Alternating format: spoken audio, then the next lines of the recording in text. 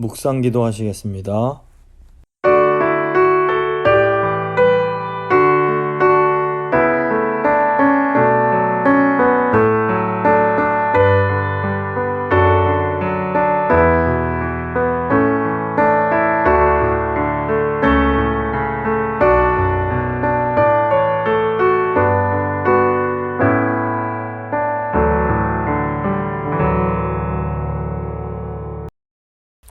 사도신경 고백합니다.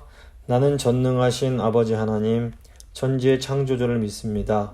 나는 그의 유일하신 아들 우리 주 예수 그리스도를 믿습니다. 그는 성령으로 잉태되어 동정녀 마리아에게서 나시고 본디오 빌라도에게 고난을 받아 십자가에 못 박혀 죽으시고 장사된 지 사흘 만에 죽은 자 가운데서 다시 살아나셨으며 하늘에 오르시어 전능하신 아버지 하나님 우편에 앉아 계시다가 거기로부터 살아있는 자와 죽은 자를 심판하러 오십니다. 나는 성령을 믿으며 거룩한 공교회와 성도의 교제와 죄를 용서받는 것과 몸의 부활과 영생을 믿습니다. 아멘. 찬송가 93장입니다. 찬송가 93장 찬양하시겠습니다.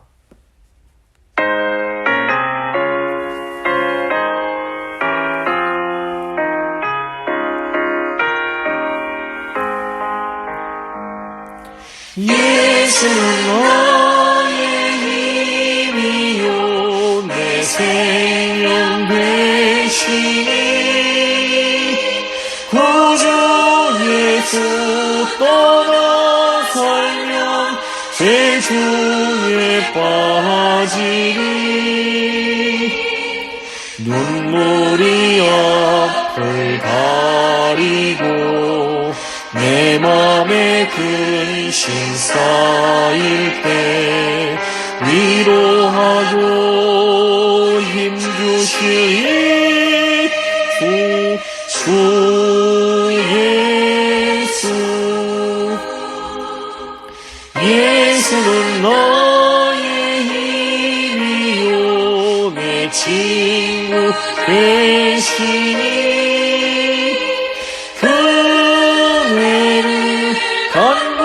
간구하면 공성히 받으리.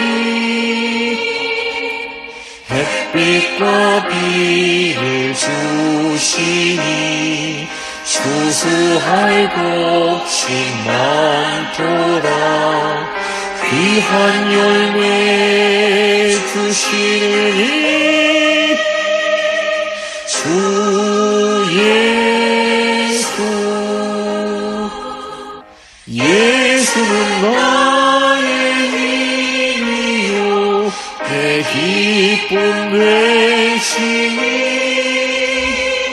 그 명령을 준행하여 늘 충성하겠네. 주야로 보호하시며 바른 길 가게 하시니 의지하고 따라갈니 주 예수. 예수는 너의 힘이요 내 소망 되시니 이 세상을 떠나갈 때 곧 영생 얻으리. 한없는 복을 주시고 영원한 기쁨 주시니 나의 생명 나의 기쁨 주 예수.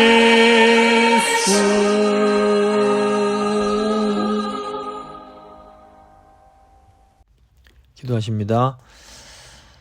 참 좋으신 하나님 너무너무 감사드립니다. 저희를 사랑하셔서 하나님 백성 삼아주시고 또 시시때때로 저에게 필요한 말씀을 공급해 주심에 진심으로 감사를 드립니다. 오늘은 시편 21편 말씀을 통해서 하나님이 선택하신 왕이 누리는 기쁨과 그 승리의 영광에 대해서 또 함께 말씀을 나누려고 합니다. 주님, 하나님 보실 때는 저희가 다 왕같은 제사장들인데 저희가 그리스도 안에서 하나님 자녀가 되고 왕이 되었사오니 다윗 왕이 누린 이 승리의 기쁨을 저희 모두가 누릴 수 있도록 주여 은혜 베풀어 주시옵소서. 말씀 들으시는 성도님들 한 분 한 분 가운데 성령님 찾아가시고 역사하여 주시옵소서. 예수 그리스도의 이름으로 기도드립니다. 아멘. 오늘 주신 하나님 말씀은 시편 21편 말씀입니다. 시편 21편 말씀 제가 봉독해 드리도록 하겠습니다. 여호와여, 왕이 주의 힘으로 말미암아 기뻐하며 주의 구원으로 말미암아 크게 즐거워하리이다. 그의 마음의 소원을 들어주셨으며 그의 입술의 요구를 거절하지 아니하셨나이다. 주의 아름다운 복으로 그를 영접하시고 순금관을 그의 머리에 씌우셨나이다. 그가 생명을 구하매 주께서 그에게 주셨으니 곧 영원한 장수로소이다. 주의 구원이 그의 영광을 크게 하시고 존귀와 위엄을 그에게 입히시나이다. 그가 영원토록 지극한 복을 받게 하시며 주 앞에서 기쁘고 즐겁게 하시나이다. 왕이 여호와를 의지하오니 지존하신 이의 인자함으로 흔들리지 아니하리이다.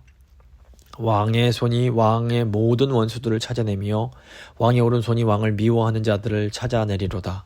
왕이 노하실 때에 그들을 풀무불 같게 할 것이라. 여호와께서 진노하사 그들을 삼키시리니 불이 그들을 소멸하리로다. 왕이 그들의 후손을 땅에서 멸하며 그들의 자손을 사람 중에서 끊으리로다. 비록 그들이 왕을 해하려 하여 음모를 꾸몄으나 이루지 못하도다.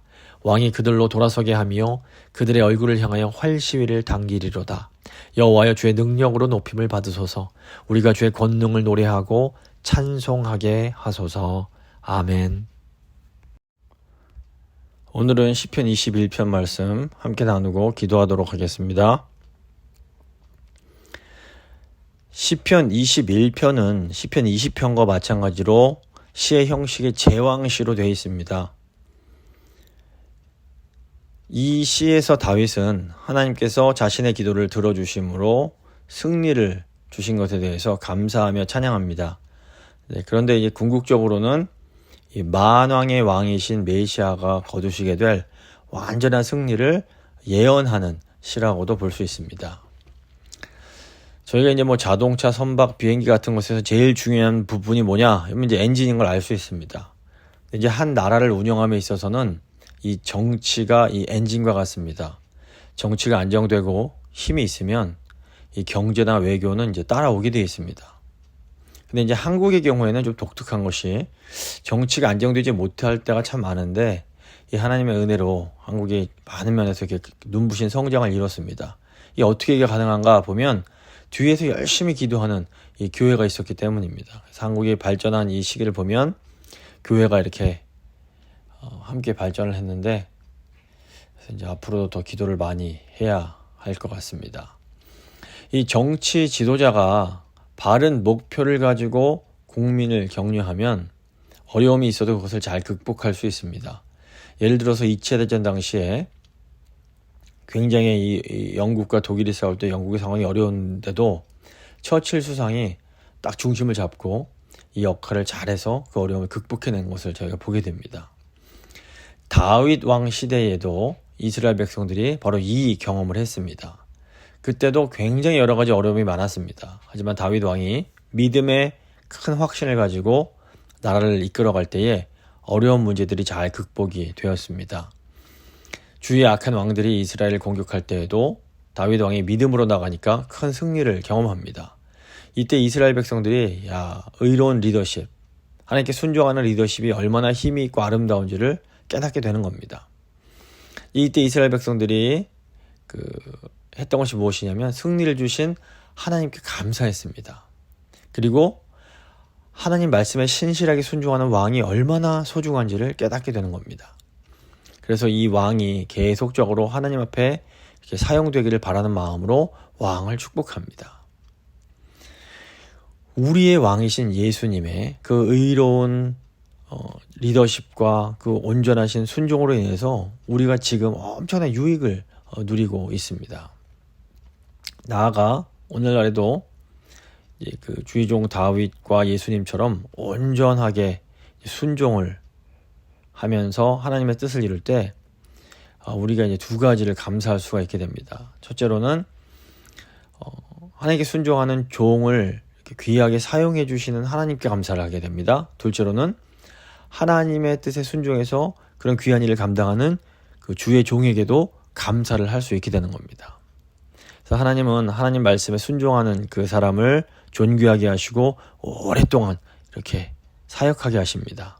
그래야 오랫동안 악한 원수들을 굴복시켜서 하나님의 나라를 부흥시킬 수 있기 때문입니다. 자, 오늘 1절 말씀 보시면 여호와여 왕이 주의 힘으로 말미암아 기뻐하며 주의 구원으로 말미암아 크게 즐거워하리이다. 다윗 왕이 승리를 주신 하나님을 찬양을 합니다. 다윗 왕이 하나님의 말씀에 순종해서 힘든 싸움에서 승리할 때에 온 이스라엘이 기뻐했습니다. 물론 승리 자체가 큰 기쁨입니다. 고대에는 전쟁에서 패하면 다 죽임을 당하거나 아니면 이렇게 노예 상태가 되어야만 했습니다. 그런데 이 전쟁에 특히 감사한 것은 이 전쟁을 믿음으로 이겼다는 겁니다. 믿음은 보이는 것이 아닙니다. 믿음은 바라는 것들의 실상이요 보지 않는 것들의 증거라고 이제 히브리서에서 말씀하는데, 이 정말로 현실이 될 때까지는 믿음은 그저 바라는 것들의 실상에 불과합니다. 그러니까 믿음은 주관적인 확신에 가깝기 때문에 우리 믿음이 열매로 나타나기까지는 보이지 않습니다. 그래서 어떻게 보면 우리가 믿어도 우리 믿음대로 될지 안 될지는 아무도 알지 못하는 겁니다. 그런데 하나님께서 그 믿음을 현실적인 승리로 드러내 주신 겁니다. 이때 우리는 하나님의 얼굴을 보는 것 같이 큰 기쁨을 느낍니다. 사실상 이 믿음의 승리가 나타날 때까지는 성도들은 믿기는 분명히 믿지만 여전히 마음에 조마조마함이 있습니다. 이 조마조마한 마음을 전혀 갖지 않는 것은 이건 불가능합니다. 그런데 하나님께서 종에게 이김을 주시면서 백성과 왕이 함께 그 하나님께 감사하게 되는 겁니다. 우리가 우리 옆에 신실한 성도가 믿음으로 이렇게 순종한 결과 하나님의 복을 받으면 이 마음이 덩달아 기뻐집니다. 왜 그럴까요? 우리가 똑같은 하나님을 믿고 있기 때문입니다. 다른 성도가 믿음으로 복을 받는 것을 우리가 보게 되면, 야, 나도 그렇게 믿으면 똑같은 복을 얻을 수 있겠구나 라는 이런 믿음이 또 생겨나게 되는 겁니다. 그래서 무엇보다 지도자가 신실한 믿음이 있는 것이 중요합니다. 신실한 지도력, 신실한 리더십을 따라가면 저절로 이렇게 복이 오게 되는 경우가 많습니다. 그래서 하나님의 백성들은 왕이 딴 마음을 먹지 않고 그대로 그 믿음을 지켜주기를 바라게 되는 겁니다. 또 한편 전쟁에서 승리한 이스라엘은 자신들이 하나님께 사용받는다는 것에 대해서 큰 기쁨을 느낍니다. 내가 필요한 존재고 내가 가치가 있는 존재구나 라는 생각이 들 때 너무 행복하고 기뻐지는 겁니다. 인간은 누구나 자신이 중요하고 필요한 존재라는 것을 확인받고 싶어 합니다. 사람들로부터 인정받고 싶어 하는 것은 인간의 가장 기본적인 욕구 중에 하나입니다. 그래서 사람은 자신이 불필요하고 가치 없다고 여겨지는 순간 큰 좌절감을 느끼게 됩니다. 그래서 한국에서 남자들이 이른 나이에 명퇴를 하고 운동선수가 경기 뛰지 못하고 벤치에 앉아있을 때 큰 좌절감을 느끼고 우울증이 오는 겁니다. 우리가 영적인 공동체를 섬기는데 그때 나의 섬김으로 인해서 어떤 열매가 있다면 우리가 어마어마하게 큰 기쁨을 느끼게 됩니다. 물론 우리가 교회를 섬기고 성도를 섬기는 것은 육체적으로나 정신적으로는 굉장히 힘든 일입니다. 하지만 그럼에도 우리가 교회와 또 성도들을 섬길 때에 우리는 우리에게 오는 그런 모든 어려움을 뛰어넘는 큰 기쁨과 삶의 의미를 찾을 수가 있게 됩니다. 그렇기 때문에 이제 우리가 교회를 섬기고 교인들을 섬기는 일에 열심을 내는 것이 우리에게 굉장히 유익합니다. 물론 하나님이 기뻐하시는 일이지만 하나님이 기뻐하시는 일을 할 때에 우리에게도 오는 큰 그런 복과 유익이 있다는 것을 잊으면 안 됩니다. 이게 무엇보다 다윗 왕이 하나님 손에 붙들려 사용되는 큰 기쁨을 경험했습니다. 그래서 이제 그 사람들이 왕이 주의 힘으로 말미암아 기뻐하며 이렇게 찬양을 하는데, 사실상 우리 하나님의 도우심은 은밀할 때가 많습니다. 그래서 믿음으로 나아가다 보면 어느 순간 하나님의 도움이 생생하게 느껴지는 때가 있습니다. 어떤 아주 결정적인 순간에 영적인 힘이 느껴지면서 뭔가 뜨거운 변화가 일어나는 겁니다. 다시 마음에 이렇게 불이 붙는 것 같은 그런 느낌이 생겨나게 되는 겁니다. 근데 이제 이때 보면 사실은 이 순간에 뒤에서 누군가 나를 위해서 기도해 주는 사람이 있을 때가 많습니다. 이 기도가 보이지 않습니다. 뭐 제가 여기서 기도한다고 다른 사람들이 알아주는 게 아닙니다. 그래서 사람들이 기도가 어떻게 역사하는지 잘 모를 때가 많습니다. 하지만 기도는 역사하는 힘이 큽니다. 그래서 우리가 누군가를 위해서 도고를 드릴 때, 즉 이제 중보기도 한다고 하는데 누군가를 위해서 기도할 때 그 사람에게 새로운 능력이 임하고 감격이 생겨나는 겁니다. 다윗이 이것을 주의 힘이라고 표현합니다. 이 시기에 이제 원수가 도망가기 시작합니다. 그리고 왕은 이것이 하나님의 도우심이란 것을 깨닫게 되는 겁니다. 그리고 하나님께서 나를 붙들고 계시는구나, 나를 사용하고 계시는구나, 이것을 확신하면서 기뻐하게 되는 겁니다. 그러니까 우리는 누군가의 기도로 인해서 이 주님의 힘을 경험을 합니다. 또 우리가 누군가를 위해서 기도할 때 그 사람이 어느 순간 주님의 힘을 경험할 수 있습니다. 그렇기 때문에 우리가 매일 적은 시간이라도 우리가 정말 사랑하고 우리가 정말로 위하는 그 사람을 위해서 하나님께 늘 도고를 올려드려야 됩니다. 2절 보시면 그의 마음의 소원을 들어주셨으며 그의 입술의 요구를 거절하지 아니하셨나이다.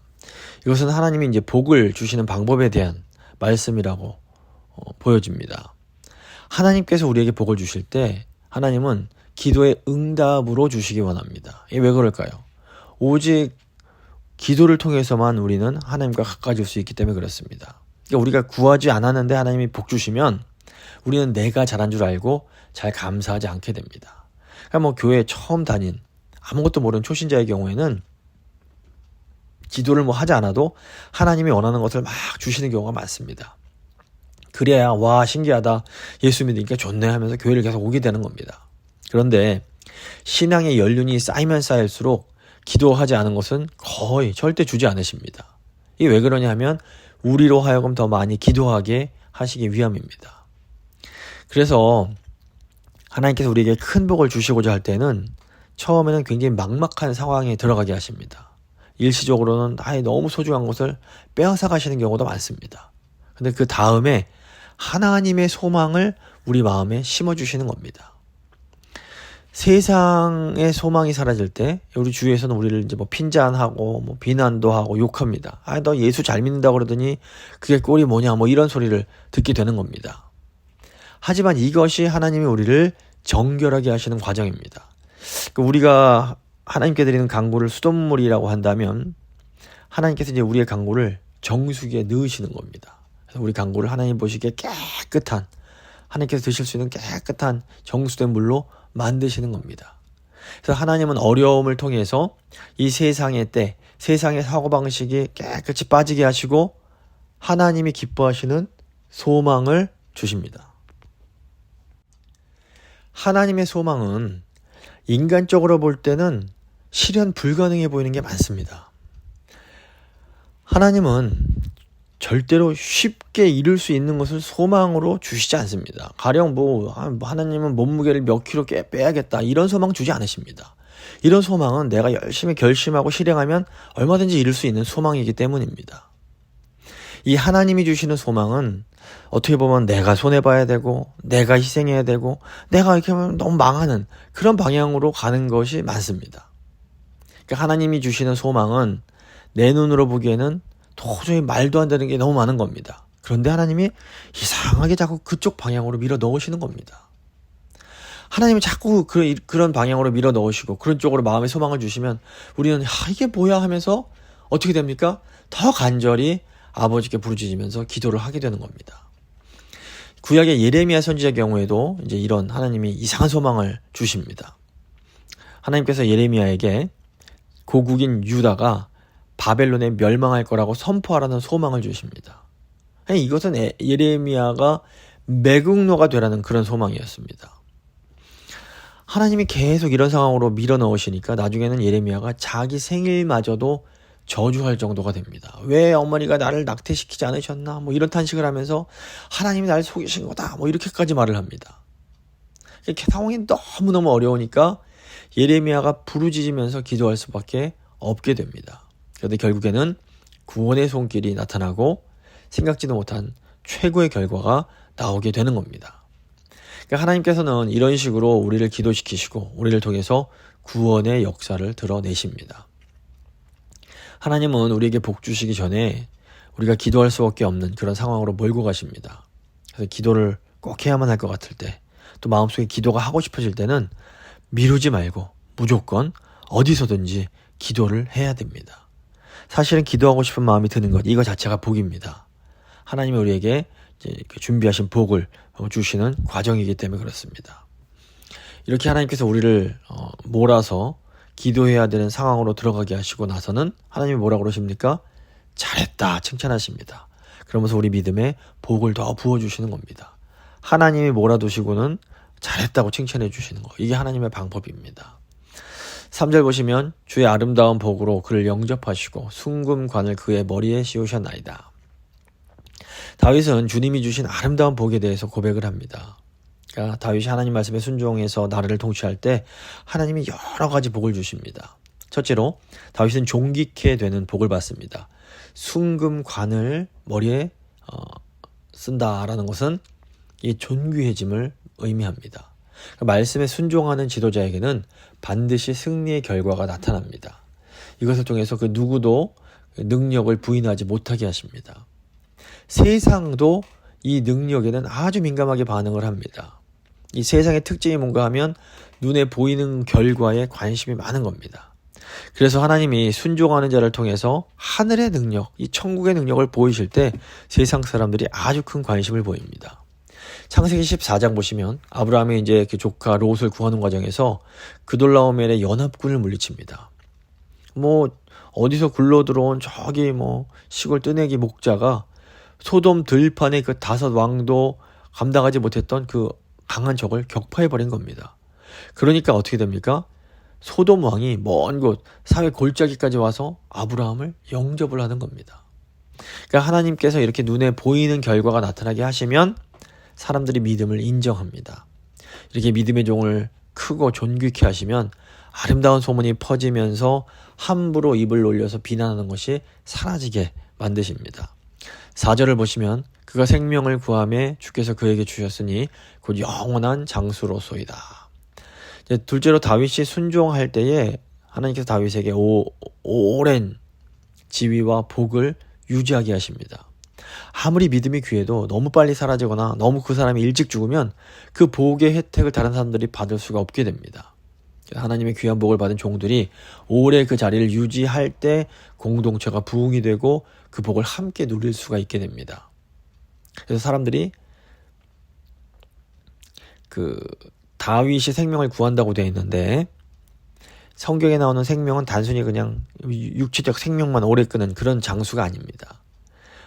이 생명은 풍성한 생명으로, 그래서 왕의 장수를 빈다라는 것은 오래오래 하나님의 복을 많은 사람들과 나눌 수 있게 해달라는 그런 간구와 같습니다. 이 다윗 왕이 오래 살아야 이스라엘이 오랫동안 평안한 겁니다. 그래서 이제 하나님이 주시는 복을 오래 누리기 위해서 무엇보다 중요한 것이 왕의 믿음이 신실해야 되는 겁니다. 처음에 그 순수한 신앙이 끝까지 가야 됩니다. 그리고 나아가 백성들도 하나님의 말씀에 대한 사랑이 지속돼야 됩니다. 다 같이 지도자나 백성이나 하나님의 복으로 만족하고 감사하면서 이 세상 복 때문에 말씀의 복을 손해보지 않겠다, 이 마음이 똑같이 있어야 됩니다. 이것을 위해서 왕이 하나님 말씀에 헌신해야 됩니다. 왕이 일중심이 되면 안 됩니다. 일에 대한 욕심은 사람을 자꾸 안 좋은 쪽으로 나아가게 만듭니다. 말씀에 헌신하면 말씀의 지혜가 무궁무진하기 때문에 서로에게 유익한 방향으로 이렇게 가게 됩니다. 그래서 말씀이 우리로 하여금 죄를 피하게 하고 겸손하게 만들어주기 때문에 서로의 믿음이 계속해서 자라납니다. 그런데 이렇게 우리가 어떻게 이 말씀에 헌신하려면 이 짧은 기간이 되지 않습니다. 이 긴 시간에 걸쳐서 준비가 돼야 됩니다. 그래서 연단의 기간이 없으면 기초가 부족하기 때문에 확 부흥했다가도 이게 금세 그 부흥이 꺼져버리게 됩니다. 이게 그 이스라엘의 왕을 비교해 보면 됩니다. 다윗과 사울, 솔로몬을 비교해 보면 이것이 분명하게 나타납니다. 사울과 솔로몬도 잠시의 부흥을 경험합니다. 그런데 이게 금방 꺼져버립니다. 왜 그러냐면 오랜 연단의 기간이 없었기 때문입니다. 그래서 반짝 했다가 금방 타락하게 되는 겁니다. 근데 다윗의 경우에는 오랫동안 이 사울 왕에게 쫓겨다니면서 인간의 죄성을 아주 철저하게 보게 됩니다. 그래서 인간을 믿지 않고, 다윗은 자기 자신도 믿지 않고 오직 하나님 한 분만을 신뢰할 수 있게 된 겁니다. 사람들이 누구나 시행착오를 할 수밖에 없습니다. 실수하지 않는 인간은 없습니다. 그렇기 때문에 어떤 중요한 책임을 맡기 전에 시행착오를 해보는 것이 큰 복이라고 할 수 있습니다. 큰 책임을 맡은 후에 시행착오를 하게 되면 이건 너무 많은 사람이 큰 고생을 하게 되는 겁니다. 그래서 오랜 연단의 기간을 거친 지도자와 함께하는 것, 이것이 어떤 의미에서 큰 복입니다. 그러니까 무명의 서러움, 눈물 젖은 빵을 먹어본 사람이 이 귀한 겁니다. 5절 보시면 주의 구원이 그의 영광을 크게 하시고 존귀와 위엄을 그에게 입히시나이다. 셋째로 하나님께 순종하는 다윗에게 하나님은 그 영광을 더 크게 하십니다. 이 세상의 영광은 어쩌다 한 번 받는 겁니다. 그리고 그 영광의 순간이 두 번 오고 세 번 오고 이러지 않습니다. 유명한 연예인들을 봐도 어떤 드라마나 영화가 확 뜨면 인기가 있으면서 반짝 인기를 얻습니다. 그리고 그 한 번 얻은 인기로 평생 이렇게 먹고 살아가는 겁니다. 계속해서 변함없이 모든 사람들에게 열광적인 인기를 누리는 연예인은 없습니다. 하지만 하나님을 의지하는 사람은 하나님께서 그 영광을 더 크게 하십니다. 처음 영광보다 나중 영광이 항상 더 크게 하시는 분이 하나님이신 겁니다. 그러니까 마귀는 확 반짝 띄웠다가 죽여버립니다. 근데 하나님은 띄워주신 다음에 더 크게 하시고 더 높여주십니다. 하나님께서는 언제나 나중에 더 큰 영광, 그리고 그 위에 존귀와 위엄까지 더해주십니다. 그래서 하나님은 사랑하는 자를 자꾸 높여주십니다. 교만한 자는 자꾸 깎아내리시고 겸손한 자는 자꾸 높이십니다. 그래야 그 사람이 계속해서 하나님께 영광을 돌리고 하나님을 기쁘시게 하기 때문입니다. 6절 보시면 그가 영원토록 지극한 복을 받게 하시며 주 앞에서 기쁘고 즐겁게 하시나이다. 사실 최고의 상급과 복은 하나님의 그 영광된 교제 안으로 초대돼서 하나님과 깊은 사귐을 나누는 겁니다. 하나님이 아브라함을 내 벗이라고 부르십니다. 예수님도 제자들에게 너희가 내 친구다 말씀하십니다. 우리가 처음 기도할 때는 사실 종처럼 기도합니다. 이런 죄 저런 죄 고백하면서 주님 제가 이런 죄 지었습니다. 저를 버리지 마시고 불쌍히 여겨주십시오. 이런 기도를 합니다. 이 기도 너무 소중한 기도입니다. 하지만 주님과 계속해서 이제 교제하는 시간이 길어지다 보면 나중에는 하나님과 의논을 하고 심지어는 거래도 하는 그런 친구 관계로 발전을 하게 되는 겁니다. 아브라함이 소돔과 고모라를 위해서 기도할 때에 아브라함이 하나님과 어떻게 합니까? 협상을 합니다. 50명 괜찮습니까? 40명은 어떻습니까? 30명은 어떻습니까? 이것이 하나님과 사귄 것이고 의논을 하는 깊은 관계라는 것을 잘 보여줍니다. 물론 여전히 하나님은 높으신 분이기에 조심스러운 관계로 말을 하지만 그래도 하나님과 이렇게 어떻게 보면 협상하는 이런 깊은 우정을 나누는 관계가 되는 겁니다. 이제 7절부터는 하나님을 의지하는 종이 받는 능력이 무엇인지를 보여줍니다. 우선 하나님을 의지하는 종은 요동치 않게 됩니다. 7절 보시면 왕이 여호와를 의지하오니 지존하신 이의 인자하심으로 흔들리지 아니하리이다. 사람이 변덕을 부리는 이유는 이 상황을 정확하게 모르기 때문에 그렇습니다. 그래서 이런 말 저런 말에 자꾸 갈팡질팡하다가 낭패를 당합니다. 하지만 하나님을 의지하는 사람은 하나님의 인자하심을 꽉 붙듭니다. 그래서 함부로 사람의 말을 믿지 않기 때문에 잘 흔들리지 않습니다. 모든 것을 신중하게 결정하기 때문에 쉽게 속지 않습니다. 하나님께서 사무엘의 말을 하나도 그 입에서 땅에 떨어지지 않게 해주십니다. 하나님의 영감이 주는 신적인 지혜가 있기 때문에 사무엘은 신중하고 요동하지 않았습니다. 그런데 반면 사울 왕은 자기 감정을 믿었습니다. 그래서 기복이 심하고 실수가 많았습니다. 영적인 지도력은 하나님을 의지함으로 이렇게 요동하지 않으면 자연스럽게 생겨나게 됩니다. 또 하나님을 의지하는 종은 원수를 찾아냅니다. 8절 보시면 왕의 손이 왕의 모든 원수들을 찾아내며 왕의 오른손이 왕을 미워하는 자들을 찾아내리로다. 이 악한 마귀는 원래 잘 보이지 않기 때문에 정체를 발견하기가 쉽지 않습니다.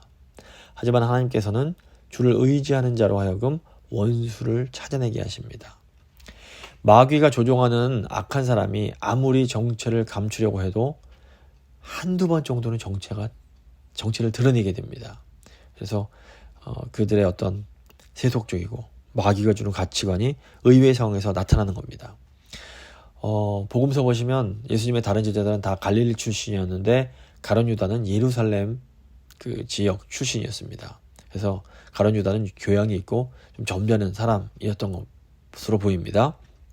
근데 이 막달라 마리아가 값비싼 상유를 그 예수님의 발에 부을 때 이 유다의 정체가 드러납니다. 유다가 왜 그 비싼 향유를 함부로 허비하느냐 이러면서 책망을 하는 겁니다. 이것은 예수님보다 돈을 더 소중하게 여기는 그의 가치관이 튀어나오는 겁니다.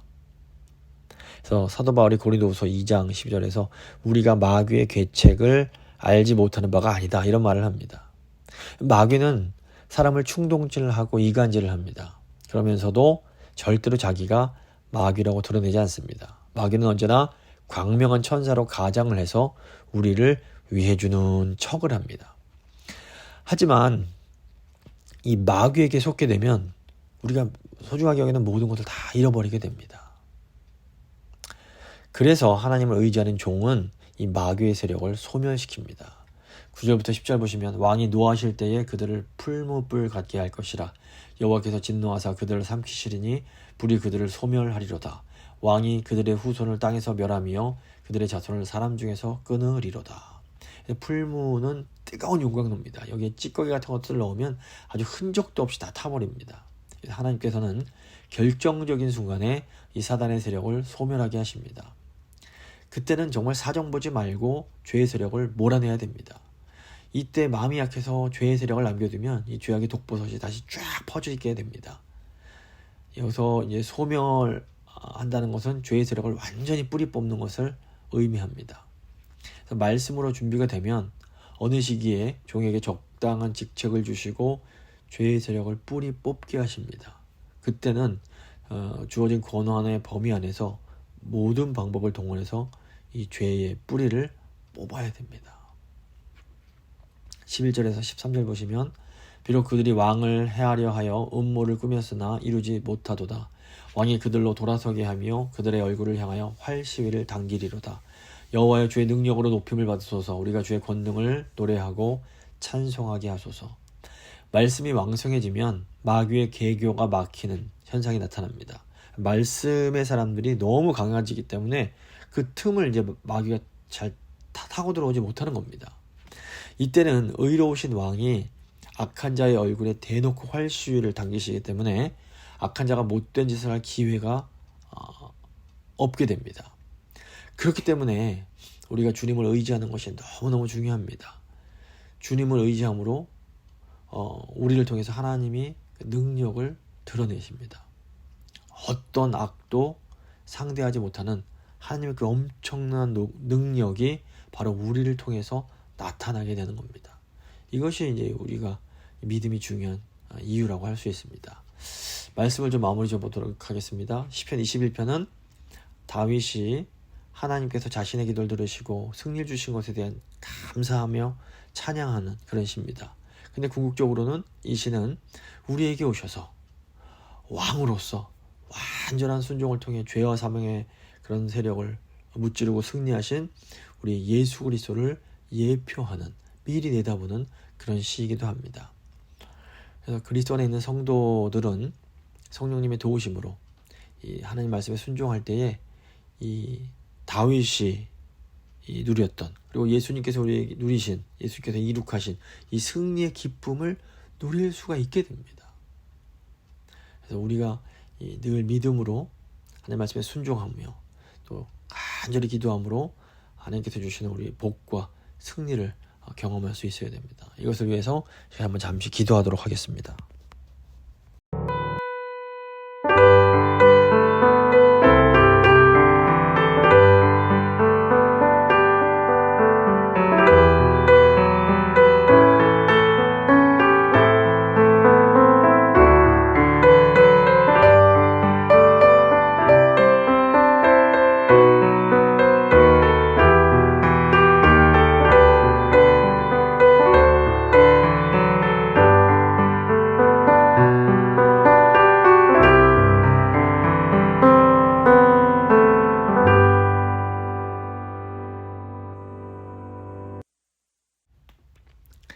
살아계신 하나님 감사드립니다.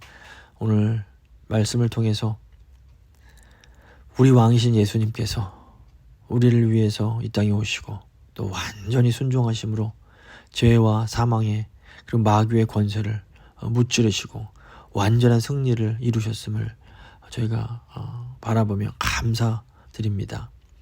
주님, 저희가 다윗 왕이 누렸던 그 승리의 기쁨, 그 영광의 기쁨을 저희도 누리기를 간절히 원합니다. 성령님 저희를 도우셔서 다윗 왕처럼 하나님 말씀에 철저하게 순종할 수 있는 힘을 주시고 하나님 손에 붙들려서 마귀의 그 괴계를 발견하고 그런 죄들을 소멸하는 그런 귀한 일에 사용받는 저희 교회 모든 성도님들 되실 수 있도록 주여 함께하여 주시옵소서. 저희를 통해서 능력을 드러내시고 저희를 통해서 영광 받으실 하나님께 감사드리며 귀하신 우리 주 예수 그리스도의 이름으로 기도드립니다. 아멘. 찬송가 585장입니다. 찬송가 585장 찬양하십니다.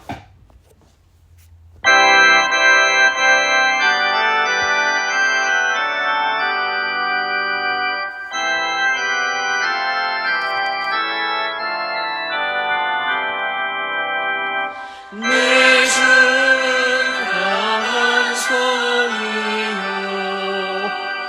방패와 병기 되시니 그 왕 안에서 우리를 보호하여 내시리로다.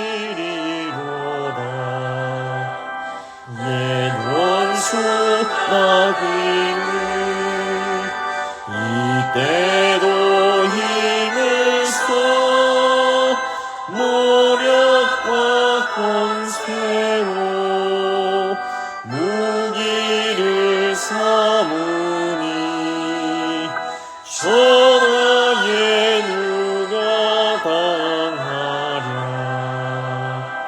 내 힘만 의지할 때는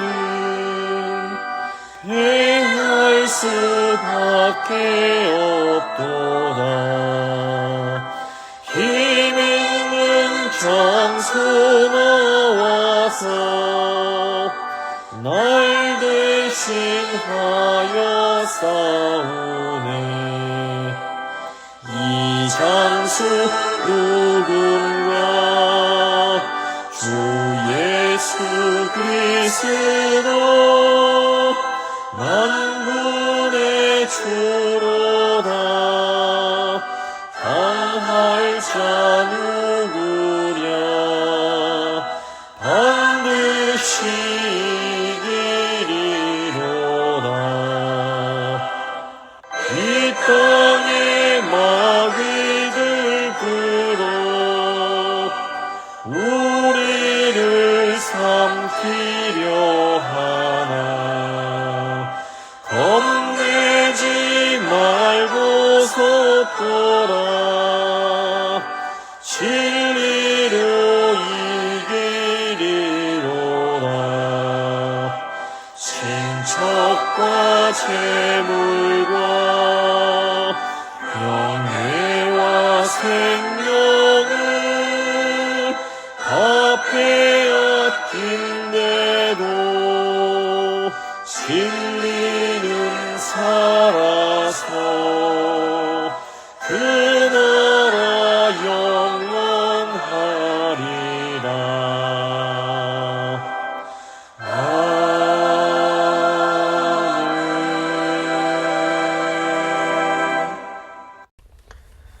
주님 가르쳐 주신 기도로 예배 마치도록 하겠습니다.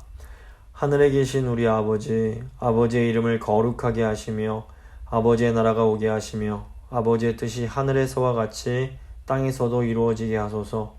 오늘 우리에게 일용할 양식을 주시고 우리가 우리에게 잘못한 사람을 용서해 준 것 같이 우리 죄를 용서하여 주시고 우리를 시험에 빠지지 않게 하시고 악에서 구하소서. 나라와 권능과 영광이 영원히 아버지의 것입니다. 아멘.